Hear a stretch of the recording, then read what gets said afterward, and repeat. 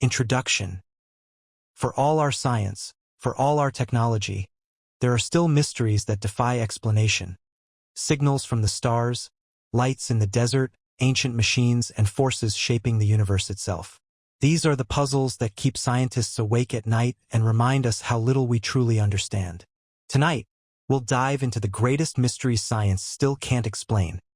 Stories that blur the line between discovery and the unknown. Sit back, relax, and let curiosity take over, because some questions may never have answers.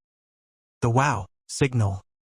In the quiet summer of 1977, a massive radio telescope at Ohio State University, known as the Big Ear, picked up something extraordinary. It was a brief but powerful burst of radio energy, lasting 72 seconds. A single event that has since become one of the greatest mysteries in the search for extraterrestrial intelligence.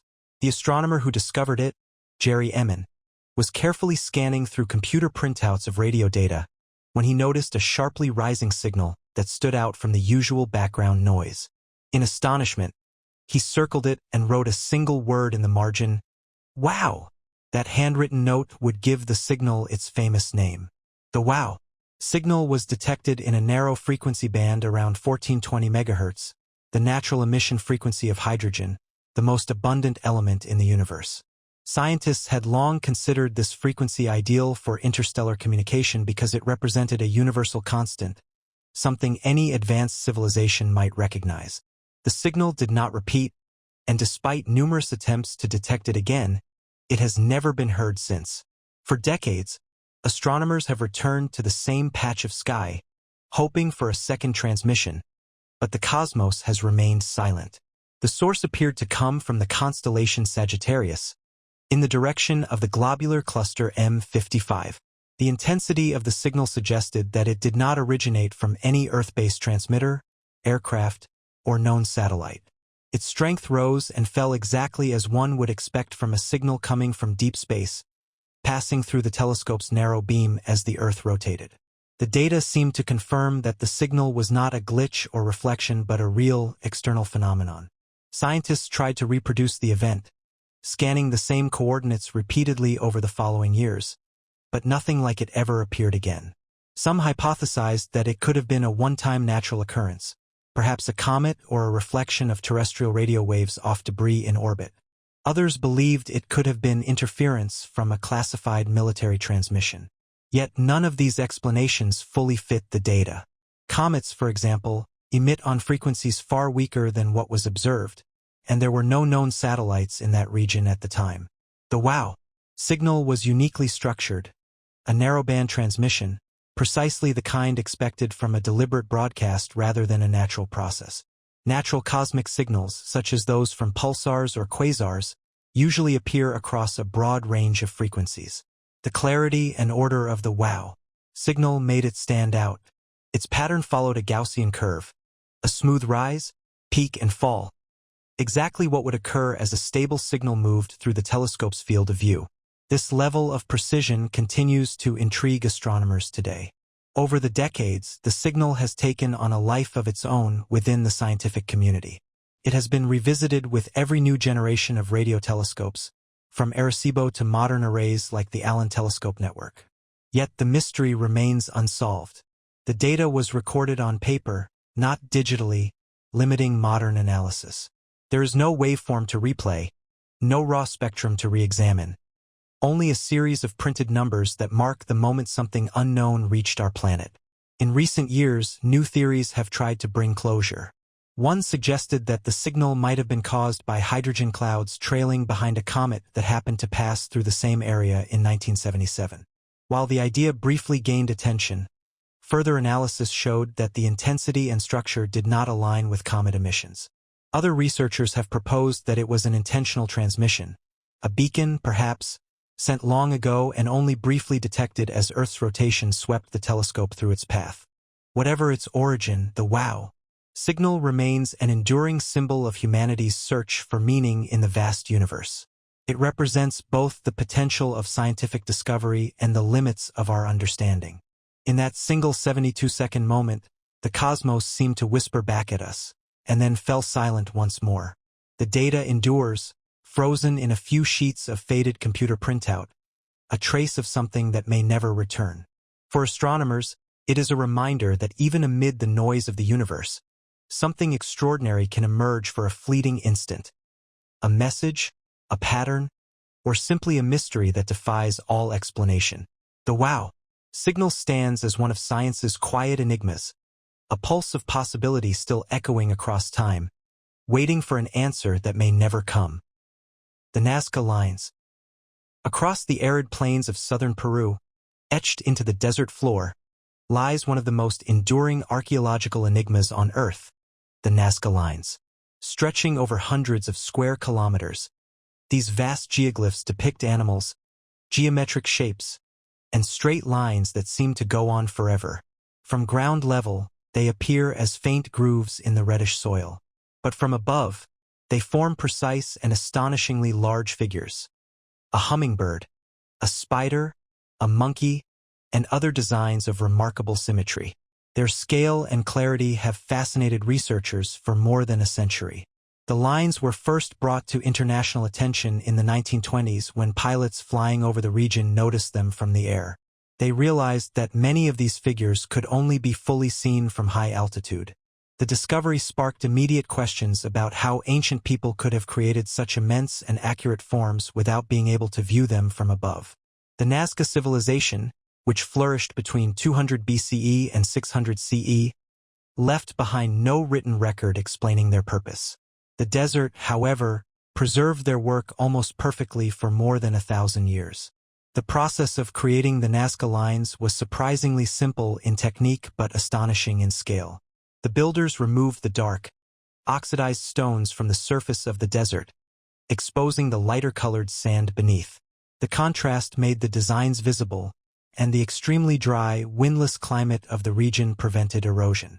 Because of this natural preservation, the lines have remained intact through centuries of silence, their purpose locked in time. Over the years, archaeologists have identified more than 800 straight lines, 300 geometric figures, and around 70 animal and plant shapes. Some lines stretch for more than 40 kilometers across the landscape, perfectly straight despite the uneven terrain. The largest figures measure up to 200 meters across, large enough to be clearly seen only from the sky. The precision of the work suggests advanced knowledge of measurement and planning, even though the Nazca people had no modern tools.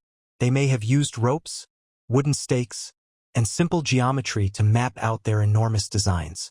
The question that continues to puzzle researchers is why the Nazca created them. Several explanations have been proposed, none entirely proven. One of the most accepted theories suggests that the lines had a ritual or astronomical purpose. Some of the figures align with the position of the sun and stars at specific times of the year, possibly marking solstices or seasonal changes. Other studies have shown that the lines may point toward underground water sources, hinting that they could have been part of a ceremonial landscape connected to fertility and agriculture. Maria Reich, a German mathematician and archaeologist, devoted her life to studying the Nazca Lines. She spent decades mapping and measuring the geoglyphs, protecting them from destruction and trying to decode their meaning. Her meticulous work helped preserve the site and brought international recognition to the Nazca culture. Yet even Reich, after a lifetime of study, admitted that no single explanation could encompass the complexity of the designs. Some figures appear to have deep symbolic meaning. The hummingbird may represent resurrection, the spider could be linked to rain and fertility, and the monkey might symbolize constellations or myths lost to history. The geometric lines, on the other hand, seem to connect ceremonial centers or follow routes across the desert that had a spiritual purpose. There is evidence that people walked along some of the lines, perhaps during religious rituals intended to invoke the gods for rain or good harvests. Modern technologies, such as drone imaging and satellite mapping, have revealed even more geoglyphs hidden beneath the desert's surface, smaller, fainter figures that extend the known boundaries of the site. Yet none of the discoveries have clarified the ultimate reason for their creation. The Nazca Lines remain a silent message from an ancient world, their language unknown, their intent undeciphered. Today, the site is protected as a UNESCO World Heritage Site, carefully monitored to prevent damage from tourism and environmental change. From above, the desert still displays its intricate web of lines and figures, undisturbed by time. The landscape appears otherworldly, vast, geometric, and precise, as though it were a cosmic calendar carved into the earth. For scientists, the Nazca Lines are more than a mystery. They are a reminder of humanity's universal desire to communicate across time and space. Whether they were messages to the gods, markers of the stars, or expressions of faith and art, they speak of a people who looked both to the sky and to the depths of the earth in search of connection. Their meaning remains lost, but their presence endures, vast, silent, and eternal beneath the Peruvian sun. The Tunguska Event. On the morning of June 30, 1908, the stillness of the Siberian wilderness was shattered by an explosion so powerful that it flattened more than 2,000 square kilometers of forest. Trees were scorched and snapped like matchsticks, wildlife vanished, and a shockwave circled the earth twice. The event occurred near the remote Podkamenia Tunguska River in central Siberia, far from any city or settlement. For those who witnessed it, the sky itself seemed to catch fire. A brilliant flash was followed by a deafening roar, and moments later a wave of searing heat swept across the land. The phenomenon was unlike anything recorded before.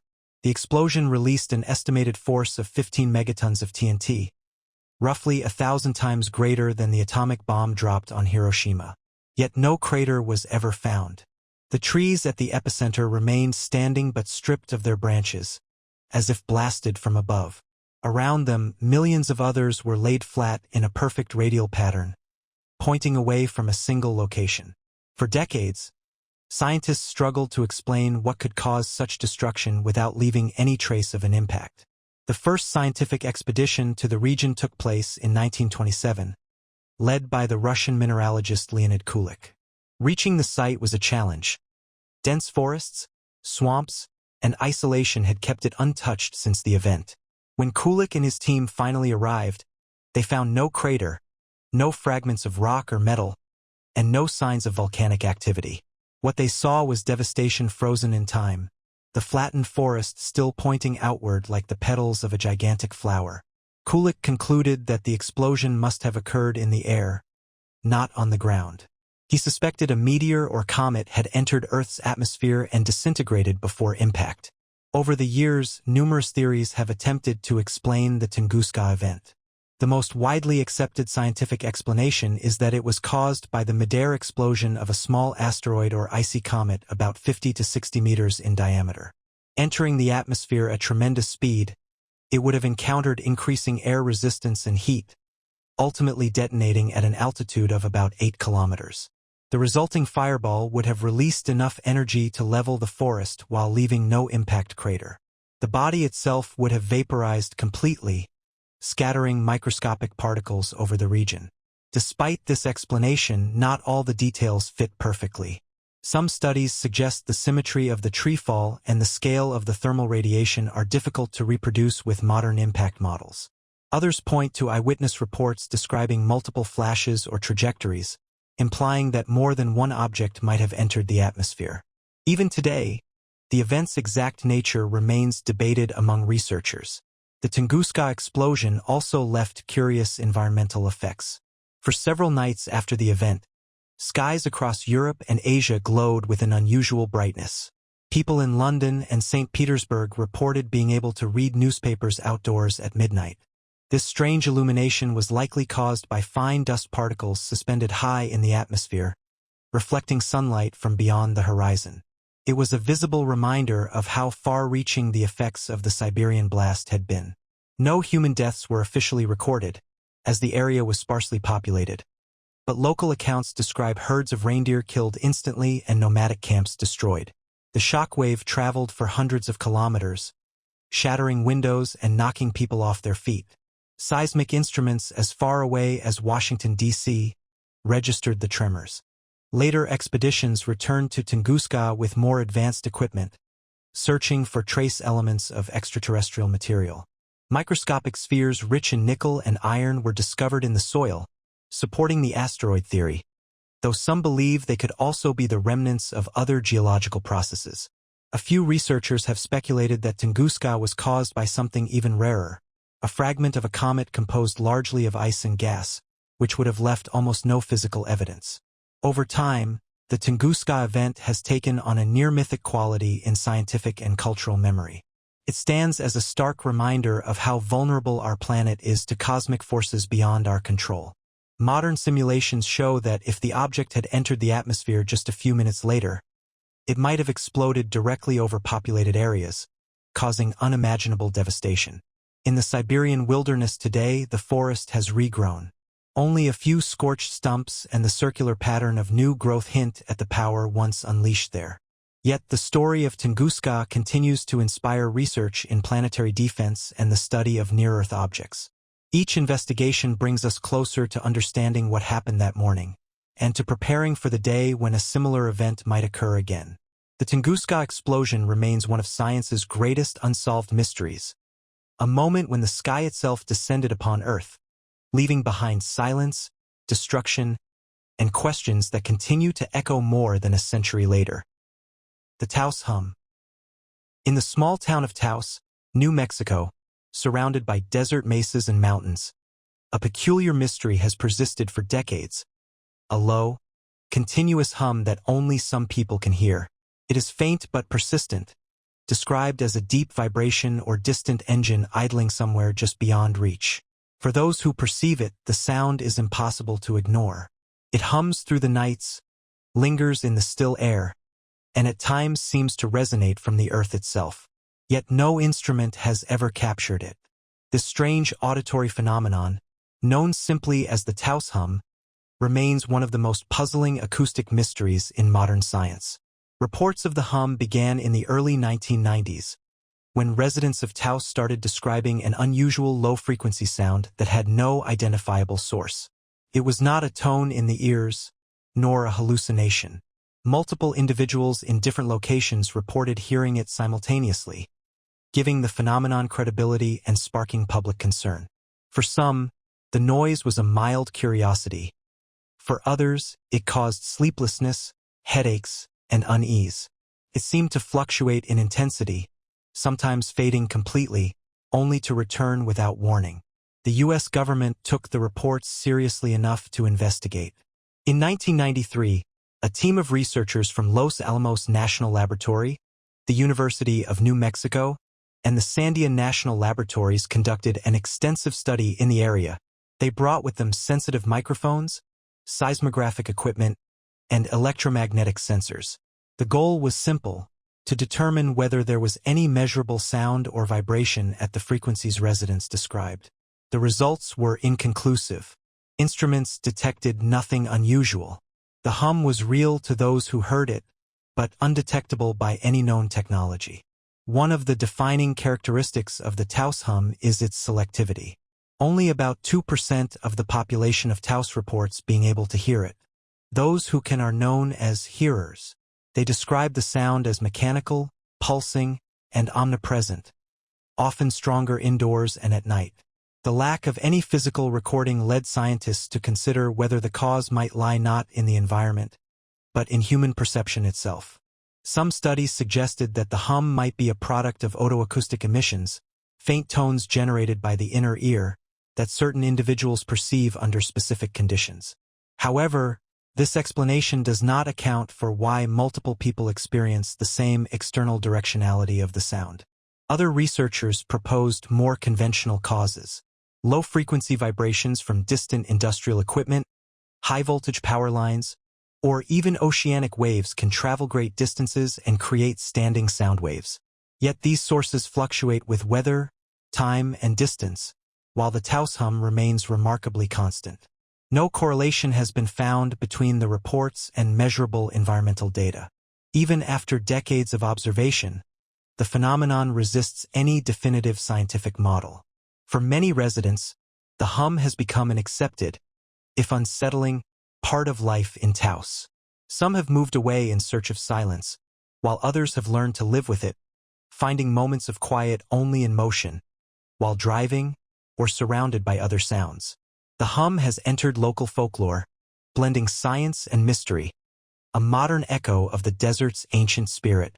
In a region known for its deep silence and vast, open landscapes, the presence of an untraceable vibration carries an uncanny weight. Similar low-frequency hums have been reported in other parts of the world: Bristol in the United Kingdom, Largs in Scotland, Kokomo in Indiana, and even in parts of Canada and Australia. Yet each seems to have its own unique qualities. None are identical and none have been fully explained. The Taos Hum, however, remains the most famous of them all, partly because it was so thoroughly studied and yet left without an answer.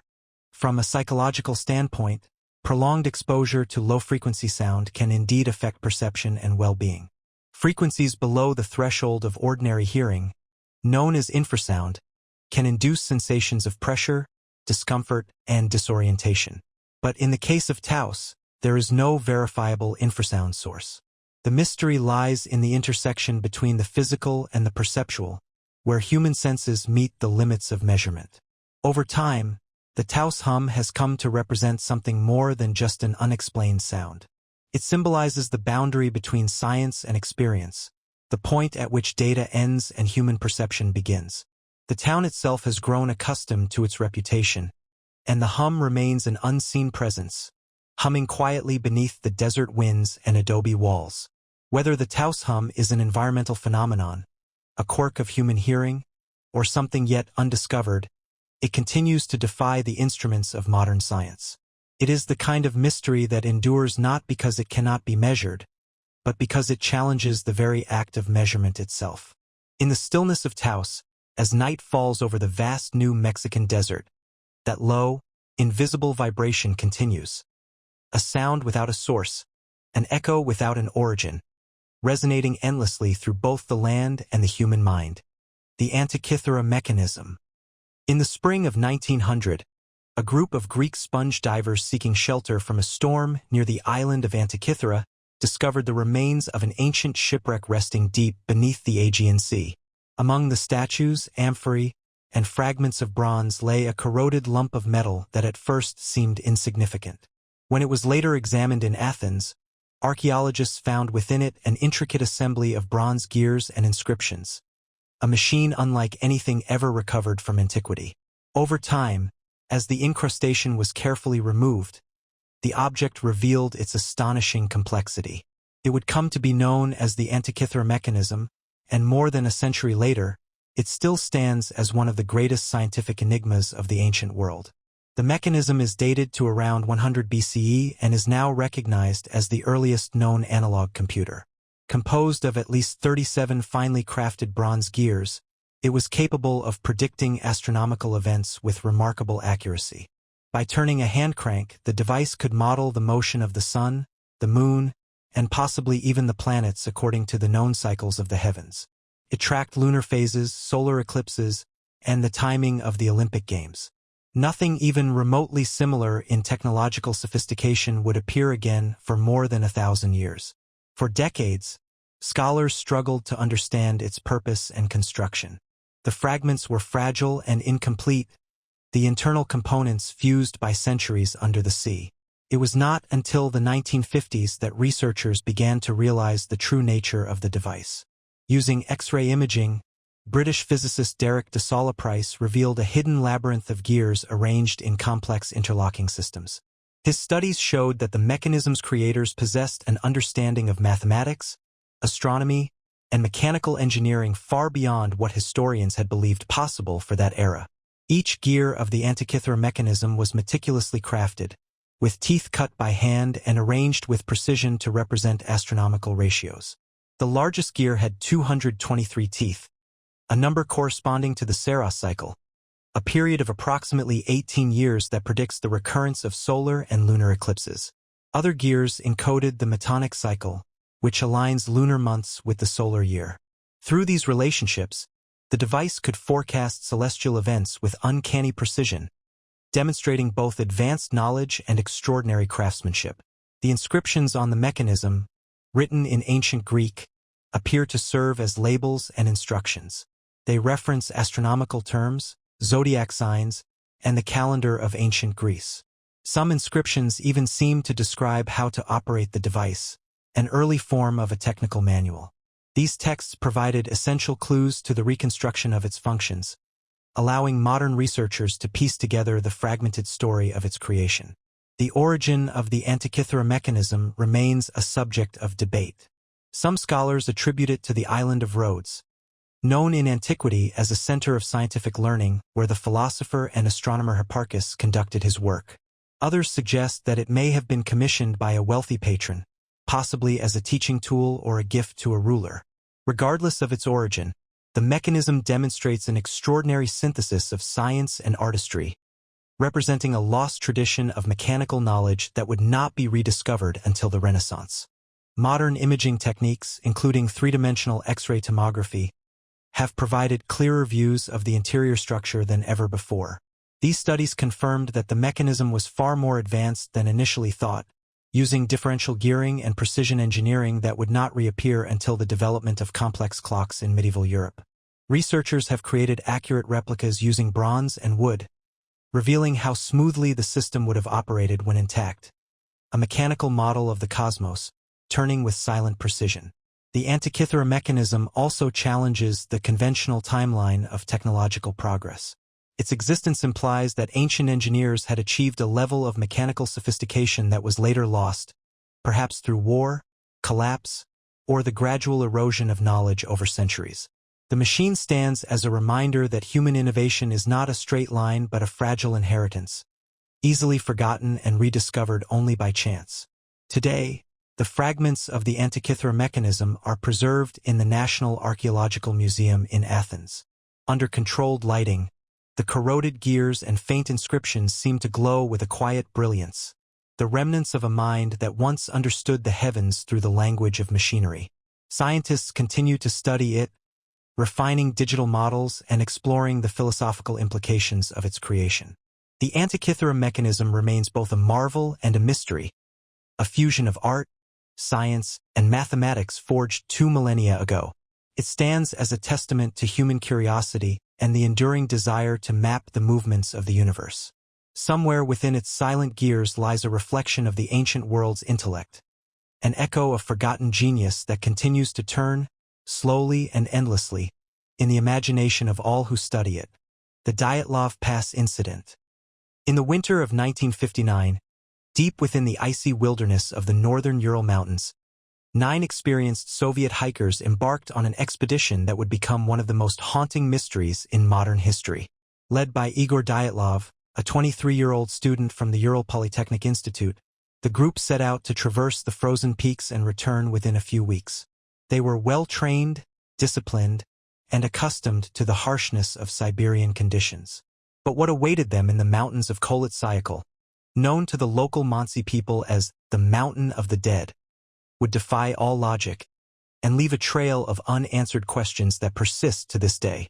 When the hikers failed to return as scheduled, a search party was dispatched. What rescuers found would enter the realm of legend. Their tent was discovered on the slope of the mountain, eerily intact, yet slashed open from the inside. The hikers' belongings were still neatly arranged inside: boots, coats, food, and supplies. But the campers themselves were gone. Tracks in the snow suggested that they had fled barefoot or wearing only socks, into temperatures that dropped below -30 degrees Celsius. The prints led down the slope for several hundred meters before disappearing into the forest. Over the following days, the bodies were found one by one. 2 were discovered near a tree at the forest's edge, barefoot and dressed only in their underwear, their hands burned as if they had tried to climb or grasp at the bark for warmth. 3 more lay scattered between the forest and the tent, frozen mid-stride, as though attempting to crawl back uphill. The remaining 4 were found months later, buried under several feet of snow in a ravine. Their condition was unlike anything the investigators had ever seen. Autopsies revealed severe and inexplicable injuries. 1 hiker had a fractured skull. 2 others suffered massive chest trauma that, according to experts, could only have been caused by an immense external force. Yet their bodies bore no external wounds. Another was missing her eyes. 1 had no tongue. Some of their clothes were found to contain traces of radiation. Despite these extraordinary details, official reports concluded that the deaths were caused by a compelling natural force. This vague explanation only deepened the mystery. Over time, theories multiplied, each more speculative than the last. Some claimed that an avalanche drove the group from their tent in panic. Others suggested a secret military test or a weapon experiment gone wrong. There were whispers of infrasound, low-frequency vibrations caused by wind patterns that could induce terror and confusion. Some went further still, invoking extraterrestrial involvement or supernatural elements, though such ideas were never substantiated by evidence. Investigators found themselves trapped between the ordinary and the impossible. The placement of the bodies seemed inconsistent with panic or simple environmental exposure. The internal injuries were too severe for hypothermia or frostbite. Yet there was no sign of a struggle, no footprints of strangers, and no clear indication of how events had unfolded that night. It was as if the hikers had been caught in a phenomenon beyond human understanding, something powerful, swift, and silent. In the decades since, the Dyatlov Pass Incident has been revisited countless times by scientists, journalists, and amateur sleuths. New forensic studies have offered refined possibilities. Some suggest that a small, localized avalanche may have struck the tent, forcing the group to flee. Recent computer simulations have shown that even a modest snow shift, combined with poor visibility, could cause fatal trauma under certain conditions. Others emphasize psychological and environmental stress, the disorienting effect of cold, darkness, and high winds on the human mind. Despite these attempts at closure, a lingering unease remains. Every detail of the case seems to resist simplification. The radiation, the missing eyes, the way the tent was cut open from within, the calmness of some footprints, the chaos of others. The mountain seems to hold its silence, indifferent to all speculation. Today, the site is officially named the Dyatlov Pass in honor of the group's leader. Memorials stand where the tent once lay, visited by those drawn to the enduring mystery. The story has transcended time and geography, becoming a symbol of humanity's fragile relationship with nature and the unknown. The Dyatlov Pass Incident remains an open wound in the archive of modern mysteries. It is a reminder that even in the age of science and technology, there are moments when the world turns cold and unexplainable, when logic falters before the vastness of what lies beyond our comprehension. The snow has long since buried the trail, but the questions remain, frozen in time beneath the eternal wind of the Ural Mountains. The placebo effect. Among the many enigmas of human biology, few are as quietly profound as the placebo effect, a phenomenon that reveals the mind's mysterious influence over the body. In medical science, it describes an improvement in a patient's condition after receiving a treatment that has no active ingredient or therapeutic value. Yet the results are often real, measurable, and deeply complex. For more than a century, researchers have observed how expectation, belief, and perception can shape the body's physical responses, sometimes with effects comparable to actual medication. The placebo effect stands as one of the most compelling reminders that the boundary between mind and matter may not be as clear as once believed. The term placebo comes from Latin, meaning "I shall please." It was first used in medicine centuries ago to describe harmless treatments given to comfort patients when no cure existed. But in the 20th century, as clinical science advanced, the placebo began to take on a different significance. When doctors began comparing real drugs to inert substitutes, they discovered something startling. Patients who received the fake pills often improved just as much as those who received the real ones. The improvement could not be explained by chemistry or pharmacology, but rather by something less tangible: belief. This psychological response manifests through genuine biological mechanisms. When a person believes they are receiving treatment, the brain can trigger cascades of neurotransmitters such as endorphins, dopamine, and serotonin. These chemicals can reduce pain, lift mood, and even influence immune responses. In imaging studies, scientists have observed the brain's pain centers quieting under placebo conditions, mimicking the effects of powerful drugs. What begins as expectation transforms into physical reality through the body's own intricate systems. Yet the placebo effect is not limited to pills.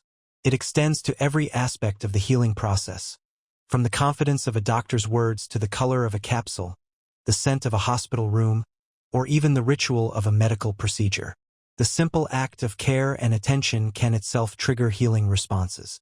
In some cases, even when patients are told they are receiving a placebo, a practice known as open-label placebos, improvements still occur. This suggests that conscious awareness does not entirely diminish the effect. Belief operates at levels deeper than reason, rooted in emotion and perception. Despite its benefits, the placebo effect presents a challenge to medical science. It blurs the line between subjective experience and objective data, forcing researchers to question what it truly means for a treatment to work. It is both a tool and an obstacle in clinical research, a factor that must be controlled for, yet one that reveals the immense healing potential within the human psyche. There is also a darker counterpart, the nocebo effect. Just as positive expectation can heal, negative expectation can harm. Patients who believe they are being exposed to side effects or harmful influences may develop real symptoms, even when the treatment is harmless. This phenomenon shows the same intricate mind-body connection, but in reverse, the brain's belief turning inward against itself. The study of the placebo effect continues to evolve, merging psychology, neuroscience, and philosophy. It raises questions about consciousness, identity, and the role of belief in shaping physical reality. If thought alone can trigger healing, then the mind is not merely a passenger in the body.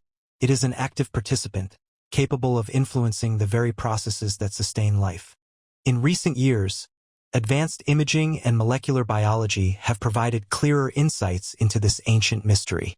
Researchers can now observe how expectation alters neural pathways, how the anticipation of relief modulates pain, and how trust between doctor and patient can directly affect recovery rates. Yet even with these discoveries, the essence of the placebo remains elusive, a phenomenon that science can measure but not fully explain. At its heart, the placebo effect reminds us of the profound unity between body and mind. It suggests that healing is not only a biochemical event but also an act of perception, an alignment between belief and biology. Every sigh of relief, every glimmer of hope, carries within it the possibility of transformation. Long after the experiments are finished and the data recorded, the placebo effect continues to whisper an ancient truth, that within each of us lies a hidden capacity to influence our own well-being. It is not magic nor illusion, but a quiet testament to the depth of human consciousness, an unseen bridge between thought and flesh, belief and healing. The Bloop Sound. In the summer of 1997, deep beneath the vast and uncharted waters of the Pacific Ocean, a sound was heard, a low, resonant noise unlike anything ever recorded before. It lasted for less than a minute, but it was powerful enough to be detected by underwater microphones more than 5,000 kilometers apart. The signal was soon given a name, the bloop. It would go on to become one of the most famous acoustic mysteries of the modern scientific age, an enigma that blurred the boundaries between marine science, mythology, and the haunting unknown of the deep sea. The bloop was detected by the U.S. National Oceanic and Atmospheric Administration (NOAA), using a network of hydrophones originally designed to monitor submarine activity during the Cold War. These sensors, scattered across the world's oceans, recorded a peculiar ultra-low-frequency sound originating somewhere near the South Pacific, west of South America, close to the remote coordinates of 50 degrees south 100 degrees west. The signal was so loud that it surpassed the intensity of known animal calls and mechanical noises, leading some scientists to briefly wonder if it could be biological in origin. At first, the pattern of the sound seemed to suggest something alive. Its frequency rose rapidly, a characteristic often associated with biological sources rather than geological or man-made ones. The idea that a living creature could produce such an immense noise, however, bordered on the impossible. To generate a sound of that magnitude, the source would have to be far larger than any known marine animal, including the blue whale, the largest creature ever to exist on Earth. For years, this simple fact fueled imagination and speculation around the world. As news of the bloop spread beyond scientific circles, it took on a life of its own. Enthusiasts proposed theories ranging from undiscovered leviathans to secret underwater experiments. Some even connected it to H.P. Lovecraft's fictional city of R'lyeh, the resting place of the cosmic entity Cthulhu, since the coordinates roughly matched the region described in his stories. Though the idea was born in jest, it captured the collective imagination, turning the bloop into a symbol of the ocean's deep and ancient mysteries. Scientists, meanwhile, continued their careful investigation. By comparing the bloop's acoustic signature to known sounds, they began to identify clues that pointed away from biological origins. Over the following decade, researchers recorded similar noises, known as icequakes, produced by the fracturing and melting of enormous Antarctic icebergs.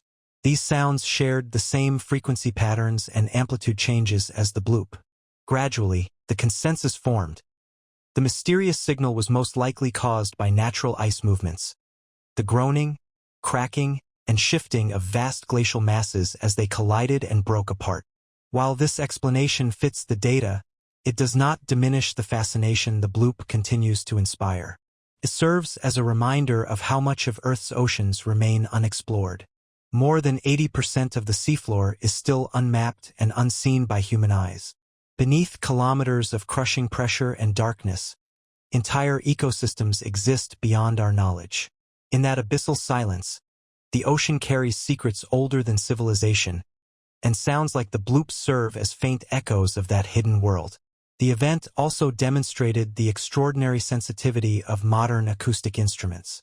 With nothing more than vibrations through water, scientists were able to detect an occurrence thousands of miles away, a testament to the ocean's vast interconnectedness.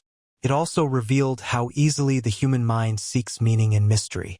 For a brief time, the world believed that something enormous, alive, and unknown might dwell in the deep. The thought itself, even if fleeting, reminded us of how small we truly are in the face of the planet's great, unobserved depths. Today, the bloop is no longer classified as an unresolved phenomenon. NOAA officially attributes it to the natural processes of ice dynamics near Antarctica. Yet for many, the name still evokes something more. A ghostly resonance from the ocean's hidden chambers, a sound that seemed to rise from a world untouched by light or reason. The deep ocean remains the last frontier of our planet, a realm where mystery endures despite science's best efforts to explain it. The bloop, whether born from ice or something yet unseen, captures the spirit of that frontier. Vast, indifferent, and profoundly beautiful. It is a reminder that even in an age of satellites and supercomputers, there are still sounds that make us pause. Sounds that awaken an ancient awareness that the Earth is still full of wonders beyond our reach, whispering from the cold, eternal depths below. Ball lightning. For centuries, witnesses around the world have described a strange and fleeting phenomenon that seems to defy the known laws of physics, luminous spheres of energy that drift through the air, glowing with an eerie, silent power. Known as ball lightning, these orbs have appeared in thunderstorms, inside homes, even aboard airplanes, vanishing in an instant or exploding with a crack of thunder and the scent of ozone. Despite thousands of reported sightings over hundreds of years, science still cannot fully explain what they are, how they form, or why they behave in such peculiar ways. The first reliable accounts date back to the 17th century, though folklore about fireballs stretches much further into the past. People have described them as glowing spheres of light, ranging from the size of a marble to that of a basketball, floating slowly or darting suddenly through the air. Their colors vary: white, yellow, blue, and even violet, and they often appear during or after lightning storms. Some witnesses report that the orbs pass harmlessly through windows or walls, while others have seen them explode with enough force to damage structures. The inconsistency of these observations has made ball lightning one of the most elusive subjects in meteorology. For a long time, scientists dismissed such reports as illusions, tricks of the eye caused by lightning flashes or afterimages in the retina. Yet as accounts continued to surface, often from credible observers such as pilots, engineers, and even physicists, the phenomenon demanded more serious investigation. In the modern era, several rare and verifiable observations, including video recordings and instrument measurements, have confirmed that ball lightning is real, though its nature remains uncertain. Theories about its origin are as varied as the phenomenon itself. Some propose that it is a form of plasma, an ionized gas created when lightning strikes the ground and vaporizes materials, forming a sphere of electrically charged particles. Others suggest it may result from the oxidation of silicon compounds in the soil, producing a chemical reaction that generates light and heat. There are even hypotheses involving microwaves trapped in a plasma bubble, magnetic vortices, or miniature lightning loops sustained by electromagnetic fields. Each theory captures part of the mystery, yet none fully explains the wide range of behavior observed. Eyewitness reports often share certain strange details. The orbs can drift silently for several seconds before fading away or exploding. Some emit a faint hissing or crackling sound. Others appear to hover motionless, as if unaffected by wind or gravity. There are cases of the spheres entering homes through open windows, gliding along walls, and vanishing without leaving a mark, and others where they cause scorched surfaces or burned clothing. Such contradictions have kept researchers cautious. In the absence of consistent, reproducible data, the phenomenon sits at the border between physics and the unknown. One of the most famous documented encounters occurred in 2012 in China, when scientists accidentally recorded ball lightning during a thunderstorm using spectroscopic equipment. The glowing orb, about 5 meters in diameter, appeared near a lightning strike and lasted for over a second. Its light spectrum showed traces of silicon, iron, and calcium, evidence supporting the theory that it forms from vaporized soil. It was one of the first scientific confirmations that the phenomenon is not merely an illusion but a genuine, measurable event. Still, the true nature of ball lightning eludes complete understanding.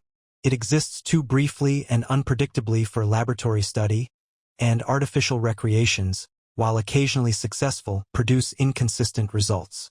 Some researchers have managed to generate glowing plasma balls using high-voltage discharges, but these imitations last only milliseconds, far shorter than the real occurrences described by witnesses.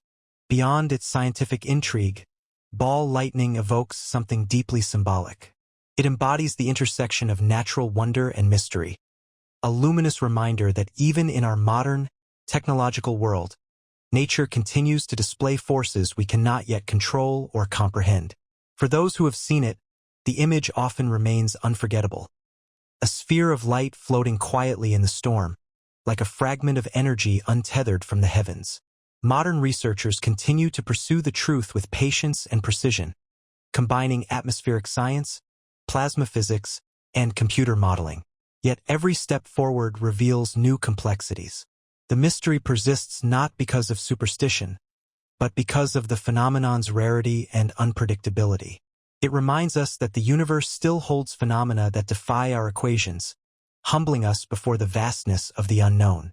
Whether it is an atmospheric plasma, a chemical reaction, or a yet undiscovered physical process, ball lightning remains one of the most beautiful and haunting enigmas of our planet. In its brief, glowing presence, science and wonder meet. A silent, floating light in the storm, reminding humanity that not all of nature's secrets have yet been illuminated. The human consciousness. Among all the mysteries that science has sought to unravel, none is as profound or as elusive as human consciousness, the quiet, continuous awareness that each person carries within. It is the presence that allows us to perceive the world, to remember the past, and to imagine the future. It is both intimate and universal, yet no microscope, no scanner, no equation has ever captured what consciousness truly is. For centuries, philosophers, neuroscientists, and psychologists have tried to define it, to locate it, and to understand how it arises from the matter of the brain. But despite immense progress in the study of the mind, consciousness remains a question that science can describe only from the outside, never fully from within. Consciousness is often described as the state of being aware of one's surroundings and oneself, the capacity to experience, to feel, and to think. It is the inner film of perception that plays behind every moment of life, the voice that observes, the listener behind every thought. Yet while it seems inseparable from the brain, its precise origin and mechanism are unknown. The brain is a vast network of approximately 86 billion neurons, each firing electrical and chemical signals in intricate patterns. But how the synchronized activity of these cells produces subjective experience, the warmth of sunlight, the taste of memory, the feeling of being alive, remains unexplained. This is often called the hard problem of consciousness, a term coined by philosopher David Chalmers. Science can map which brain regions activate when a person sees, hears, or feels something. It can measure neural oscillations, chemical exchanges, and cognitive states. But the transformation from physical process to conscious experience, from neurons to awareness, is a mystery that no amount of observation has yet solved. In essence, we can describe how the brain works, but not why it produces the feeling of being. Throughout history, different schools of thought have tried to bridge this gap. Some view consciousness as an emergent property, a natural result of complex computation in neural networks. According to this view, awareness arises when the brain reaches a certain threshold of connectivity and information processing. Others suggest that consciousness might be more fundamental. Not something the brain creates, but something it channels or reveals, like a radio tuning into a universal field of awareness. In that perspective, the brain is not the origin of consciousness but its instrument, translating a deeper reality into human experience. Neuroscientific research continues to explore the boundaries of this mystery. Experiments in anesthesia, coma, and sleep have shown how fragile and variable consciousness can be. Brain imaging reveals moments when awareness fades and returns, suggesting that consciousness depends on dynamic patterns of neural communication rather than any single region. Still, even the most detailed scans cannot pinpoint where you, the observer behind the thoughts, truly reside. Artificial intelligence has brought new dimensions to the discussion. As machines become more sophisticated in language, perception, and problem-solving, scientists and ethicists are forced to ask, could consciousness ever emerge in something non-biological? If awareness is the result of information processing, then could a computer one day achieve it? Or is consciousness something uniquely biological, tied to life itself? These questions stretch science toward the edge of philosophy, and philosophy back toward the boundaries of science. Some researchers have proposed mathematical frameworks to describe awareness, such as integrated information theory, which attempts to quantify how consciousness arises from systems capable of integrating information in a unified whole. Others look to quantum mechanics, suggesting that consciousness may interact with the physical world in ways we do not yet understand. Though speculative, these efforts all point to the same truth, that consciousness is not merely a topic of study, but the very condition that makes study possible. Despite the complexity, there are certain things we do know. Consciousness can expand, contract, or change in quality. It shifts between waking and dreaming, between focus and abstraction, between presence and absence. In meditation and introspection, people have long explored its boundaries directly, turning the gaze inward rather than outward. These practices suggest that awareness itself may be a continuum, not an on or off state, but a field of experience that can be deepened and refined. Ultimately, consciousness is both the most familiar and the most mysterious phenomenon in existence. It is the backdrop against which every other scientific mystery unfolds, for without it there would be no perception of the universe at all. The cosmos, vast and ancient, becomes real only through the light of awareness that observes it. And yet, that very awareness, the quiet witness inside, cannot fully observe itself. In the search to understand consciousness, science confronts the limits of its own tools. It can dissect the brain, simulate neurons, and measure every electrical impulse, but the subjective essence of experience, the feeling of being alive, remains just beyond reach. Perhaps one day, with new paradigms of understanding, humanity will come closer to that answer. Until then, consciousness stands as the ultimate mirror, reflecting both the achievements of science and the enduring mystery of existence itself. The Marfa Lights. Across the wide, desolate plains of West Texas, near the small desert town of Marfa, strange lights have appeared for more than a century. Glowing orbs that flicker, drift, merge, and divide against the dark horizon. Known simply as the Marfa Lights, these silent illuminations have fascinated travelers, puzzled scientists, and become woven into local legend. They appear most often along Highway 90, in a stretch of desert so vast and empty that the stars themselves seem to press closer to the earth. Yet even under that endless sky, the lights stand apart, restless, unpredictable, and unexplained. The earliest recorded sighting dates to 1883, when a young cowboy named Robert Reed Ellison spotted flickering orbs in the distance while driving cattle through the desert. Believing them to be campfires, he rode closer, only to find nothing there.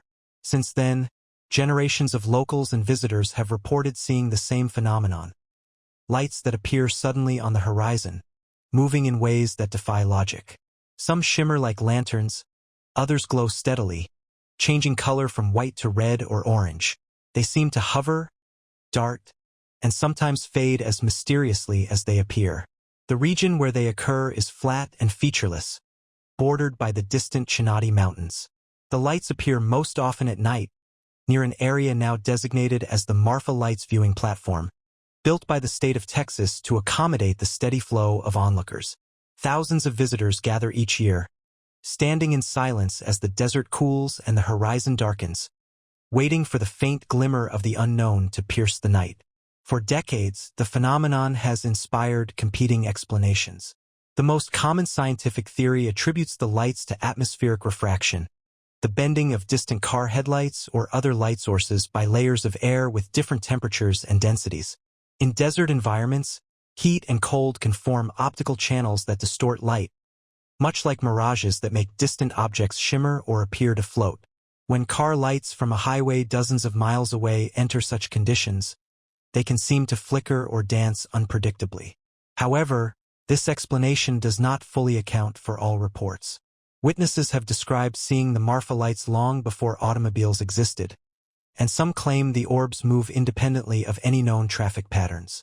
Others describe them as behaving in coordinated ways, two lights merging into one, or one splitting into several, behaviors that challenge the idea of simple optical illusions. On some nights, they appear close to the ground. On others, they rise and hover like silent fireballs. In 2004, a group of physics students from the University of Texas conducted a series of observations to test the refraction theory. By carefully tracking the lights' positions and comparing them to car movements on distant roads, they concluded that most of the observed lights could indeed be traced to vehicle headlights or small aircraft. Yet even they acknowledged that not every instance fit the model. A small number of sightings seemed to occur in areas beyond any known light source, under conditions where refraction alone could not explain the behavior. To this day, those who have seen the Marfa Lights in their more inexplicable form describe them with a mixture of awe and unease. They seem alive in their movement, drifting against the wind, changing direction without pattern, pulsating as if with their own rhythm. Unlike lightning or meteors, they do not appear to be fleeting natural events, but something persistent and intelligent in their motion. Some locals half-jokingly refer to them as spirits, guardians of the desert, or echoes of a time before modern civilization. Whatever their cause, the Marfa Lights endure as a perfect symbol of the human relationship with mystery. In an age when so much of the natural world has been charted and explained, they remain a small corner of the unexplained, a nightly reminder that not all light comes from lamps or stars. Scientists continue to measure and record them, hoping that more sensitive instruments will one day resolve the question. Yet even with each new study, the allure of the unknown persists. Standing on the viewing platform at night, it is easy to see why. The desert is vast and silent. The air carries the faint scent of dust and sagebrush. Above, the stars shimmer in countless thousands. Then, just at the edge of the horizon, a light flickers, steady, pale, then brightening before splitting into two and vanishing. No sound, no trace, only the quiet rustle of wind across the plains. Whether the Marfa Lights are a quirk of physics or something more elusive, they belong to that small set of mysteries that science can study but not yet conquer. They are not merely lights in the distance, but symbols of wonder itself, reminders that even in a world mapped by satellites and instruments, there are still places where the unknown can rise quietly from the desert floor and shine against the night. The Black Night Satellite. High above the Earth, beyond the thin veil of atmosphere, something has long been said to drift silently through the void. A dark, irregular object, tumbling in orbit, reflecting faint glints of sunlight. Known as the Black Night Satellite, it has become one of the most enduring mysteries of modern space observation. For decades, its image has circulated among astronomers, engineers, and those drawn to the unexplained. A solitary figure in the emptiness above, cloaked in shadow and ambiguity. The story begins in the late 1950s, during the earliest years of the space age. Both the United States and the Soviet Union were launching their first satellites, tracking the heavens with radar and telescopes. In 1954, several newspapers reported that the U.S. Air Force had detected an unknown object in Earth's orbit, something neither nation had claimed to have launched. The reports caused brief excitement, but soon faded without official confirmation. Yet a few years later, when satellites truly began to circle the Earth, strange radar echoes were again reported, signals that did not match any known orbital paths. Then came the photographs. In 1998, during the Space Shuttle Endeavour mission STS-88, astronauts took several images of a large, oddly shaped dark object floating near the shuttle. The images, later released by NASA, quickly spread through the public domain.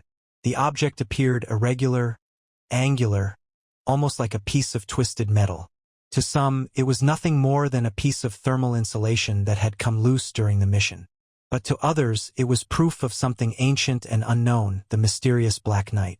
The legend that followed was built from fragments of truth, speculation, and the human tendency to connect patterns. Supporters of the mystery linked the 1950s radar anomalies, the early newspaper reports, and the shuttle photographs into a single narrative: that a foreign object, possibly of non-human origin, had been orbiting Earth for thousands of years, silently watching. Over time, the myth grew to include stories of strange radio signals, decoded messages, and theories that the object might be a remnant of an ancient civilization or a long-lost probe observing humanity. Yet, when separated from the layers of myth, the scientific explanations remain grounded and consistent. The radar anomalies of the 1950s can be traced to the fragmented understanding of early orbital mechanics and the limitations of tracking technology at the time. Many of the supposed unknown signals were later matched to known satellites or pieces of debris. As for the dark object photographed in 1998, NASA confirmed that it was indeed a fragment of thermal insulation, a piece of the shuttle's payload bay liner that had drifted free and reflected light in peculiar ways. Still, the image endures. The photographs, viewed without context, evoke something uncanny. A silent, tumbling figure against the backdrop of the planet, its jagged outline contrasting with the soft blue curve of Earth below. Even knowing the official explanation, the mind hesitates. The object's shape, its motion, its shadow, they all seem to suggest purpose, as though it were something designed rather than accidental.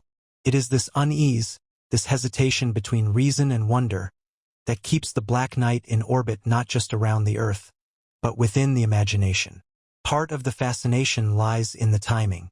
The legend emerged during humanity's first steps into space, a period of awe, tension, and possibility. Every radar echo carried mystery, every photograph of orbit held promise of discovery. In that sense, the Black Night became a reflection of our own hopes and fears, a symbol of how vast and unknown our new frontier truly was. To look up and imagine that something ancient was already there, circling silently, was both humbling and profound. Today, with thousands of satellites and decades of observation, the mystery has largely settled into legend. Astronomers track more than 40,000 pieces of orbital debris, each catalogued, mapped, and explained. Yet among them, the story of the Black Night persists, not because of what it is, but because of what it represents. It reminds us that even as science advances, the cosmos retains its capacity for silence and secrecy. If one stands outside on a clear night and watches a satellite cross the sky, the passage seems simple. A moving point of light, steady and unremarkable. But behind that light lies a history of observation, interpretation, and imagination. The Black Night is part of that lineage, a story born at the intersection of human curiosity and the vast unknown that surrounds our planet. In truth, there may never have been a satellite beyond the ones we built, no ancient observer drifting through the night. But the story endures because it speaks to something deeper, the sense that we are not alone in the darkness, that somewhere beyond the reach of our instruments, the universe still holds its secrets. And as long as we continue to look upward, those secrets will remain a vital part of our search for understanding. quiet, distant, and endlessly compelling. The Wowaki Coral Anomaly. Off the western coast of Australia, beneath the shimmering surface of the Indian Ocean, lies one of the most baffling and least understood natural enigmas ever recorded. An underwater formation known as the Wowaki Coral Anomaly. Discovered in the late 20th century by marine researchers studying coral ecosystems near the Wowaki region. This structure appeared at first glance to be an ordinary coral reef, but closer investigation revealed patterns, shapes, and behaviors that challenged nearly every known principle of marine biology and geology. The anomaly was first documented during a 1987 survey by a team of oceanographers who were mapping the seafloor for environmental assessment. When they sent down submersible cameras, they expected to find typical coral formations, branching, domed, or plate-like colonies built by living polyps. Instead, they observed something entirely different. Massive, spiraling structures of coral fused into almost geometric designs, with symmetrical corridors, ring formations, and pillar-like shapes that extended over a kilometer in length. The patterns were so precise that, at first, researchers suspected an artificial origin. Further dives and sonar scans confirmed that the formation was entirely composed of living coral, yet its structure seemed to obey a form of organization unlike any natural reef. The coral grew in a consistent spiral lattice, forming shapes that resembled mathematical fractals or repeating waveforms.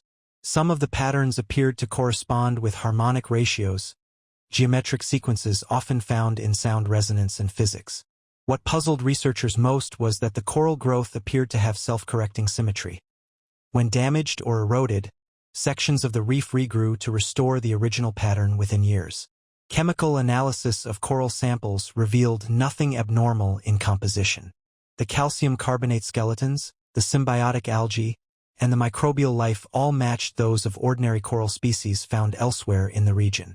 Yet genetically, small variations suggested that the Wowaki coral had diverged from known species thousands of years ago, evolving a unique internal rhythm that seemed to influence its growth. Some marine biologists proposed that subtle oscillations in ocean currents, temperature, and magnetism might create feedback loops that guide the coral's development. Others suspected a deeper, unknown environmental factor, possibly linked to seafloor mineral activity or even ancient climatic cycles. When the anomaly was mapped in full detail, it revealed another mystery. The coral's central spiral was aligned almost perfectly with magnetic north, a precision that, while perhaps coincidental, added to the intrigue. Some researchers noted that nearby sediments contained traces of rare elements, including vanadium and titanium, often associated with meteorite debris. This led to speculation that the coral may have colonized the site of an ancient impact crater, responding over millennia to the unusual mineral composition of the substrate. Attempts to replicate the growth pattern in controlled environments have so far failed. Even when samples from the Wowaki Reef are transplanted elsewhere, they lose their geometric structure and revert to ordinary, chaotic coral growth. It seems that whatever conditions allow this strange order to emerge exist only within that specific region of ocean, a narrow band of currents, salinity, and energy unique to the site. Divers who have visited the reef describe it as otherworldly. The spiral ridges shimmer with iridescent hues, and schools of fish move through its corridors as though following invisible paths. The entire formation pulses faintly under certain lighting conditions, a rhythmic luminescence believed to be caused by synchronized bioluminescent organisms within the coral polyps. Some observers have likened the site to a living cathedral, a vast biological structure shaped not by human hands, but by the hidden mathematics of nature itself. Despite multiple expeditions, the true cause of the Wowaki Coral Anomaly remains unresolved. It stands as a living paradox, at once organic and orderly, natural and seemingly intentional. Its existence challenges our understanding of how life organizes itself, how ecosystems adapt, and how unseen forces might shape biological evolution in subtle ways. In the years since its discovery, the reef has become a subject of fascination not only for scientists, but also for artists, philosophers, and mathematicians who see in it a symbol of nature's capacity for design without a designer. It invites the question of whether such order arises by chance, or whether there are deeper patterns embedded in the world, patterns we are only beginning to perceive. For now, The Wowaki Coral Anomaly remains untouched by tourism, protected within a remote conservation zone. It continues to grow and shift quietly beneath the waves, expanding its spirals 1 millimeter at a time, as if following a code written in the language of the sea. Those who have seen it describe a profound sense of calm, as though the ocean itself were revealing a glimpse of its hidden logic. And in that stillness, amid the slow rhythm of tides and the endless movement of water and life, the reef continues to whisper one of Earth's most elegant mysteries, a reminder that even in the depths we have long explored, the planet still holds secrets beyond our understanding. Dark matter and dark energy. In the vastness of the universe, beyond the shining stars and the glowing clouds of gas, lies something unseen, an invisible framework that holds the cosmos together. It neither emits nor absorbs light, yet its presence can be felt in the movements of galaxies and the expansion of space itself. This unseen substance is known as dark matter, and its equally mysterious counterpart, the force pushing the universe apart, is called dark energy. Together, they make up nearly 95% of everything that exists, while the matter we can see, stars, planets, and people, accounts for less than 5%. Despite decades of research, no one truly knows what they are. The story begins in the early 20th century, when astronomers first began to measure the motions of galaxies. In the 1930s, Swiss astrophysicist Fritz Zwicky noticed something strange while studying the Coma Cluster, a vast collection of galaxies. The galaxies were moving so quickly that, by the laws of gravity, they should have flown apart long ago. Yet they remained bound together. The only explanation, Zwicky proposed, was that something unseen, some form of missing mass, was holding them in place. He called it dunkel materie, or dark matter. For decades, the idea remained a curiosity. Then, in the 1970s, American astronomer Vera Rubin made a discovery that would change cosmology forever. By measuring the rotation speeds of stars in spiral galaxies, she found that stars on the outer edges moved just as fast as those near the center, a pattern that should be impossible if only visible matter were present. The galaxies, it seemed, were surrounded by vast halos of invisible material, adding enough mass to keep them from tearing themselves apart. From these observations, scientists concluded that dark matter must exist, exerting gravitational pull despite being invisible to telescopes. But what is it made of? Countless experiments have tried to answer that question. Some theories suggest exotic particles, weakly interacting massive particles, WIMPs, sterile neutrinos, or axions, that pass through ordinary matter without leaving a trace. Others propose that dark matter could be made of primordial black holes, relics from the earliest moments of the universe. Yet no experiment has conclusively detected a single particle of it. While dark matter pulls the cosmos together, dark energy seems to do the opposite. It pushes everything apart. Its discovery came in the late 1990s, when astronomers studying distant supernovae expected to find that the universe's expansion was slowing down due to gravity. Instead, they found the opposite. The expansion was accelerating. Some unknown force was counteracting gravity, stretching space itself at an ever-increasing rate. To explain this, scientists revived a concept first proposed by Albert Einstein, the cosmological constant, an energy inherent to empty space. Dark energy, they now believe, might be a property of the vacuum itself, an invisible pressure woven into the very fabric of the cosmos. Yet this explanation raises as many questions as it answers. If dark energy exists everywhere, what governs its strength? Why did it begin to dominate only in the later history of the universe? And what will happen if it continues to grow stronger over time? Together, dark matter and dark energy form a cosmic paradox. One holds the universe together, the other tears it apart. One reveals its presence through gravity, the other through expansion. Yet both remain unseen, unmeasurable, and beyond the reach of direct observation. Astronomers map their effects indirectly, through the bending of light around galaxies, through the structure of the cosmic microwave background, and through the distribution of galaxy clusters across the sky. These traces form the skeleton of an invisible universe, a cosmic web of dark matter filaments stretching across billions of light-years, with galaxies like tiny lights strung along its threads. Despite the mystery, progress continues. Massive underground detectors wait in silence for a passing dark matter particle. Space telescopes measure the faint distortions in starlight caused by unseen gravity. The Large Hadron Collider searches for hints of new physics that might reveal what dark matter truly is. Meanwhile, cosmologists use supercomputers to simulate entire universes, watching virtual galaxies evolve under the influence of forces we cannot yet name. And yet, the deeper we look, the more the universe seems to remind us of our smallness. The matter that forms us, the atoms of carbon, oxygen, and iron, is only a tiny fraction of what exists. The rest is invisible, untouchable, but undeniably real. It shapes every galaxy, every cluster, and every moment in cosmic history.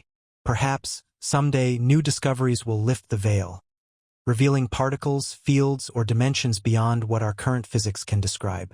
Or perhaps dark matter and dark energy will remain as they are now. Quiet, impenetrable mysteries that define the structure of existence itself.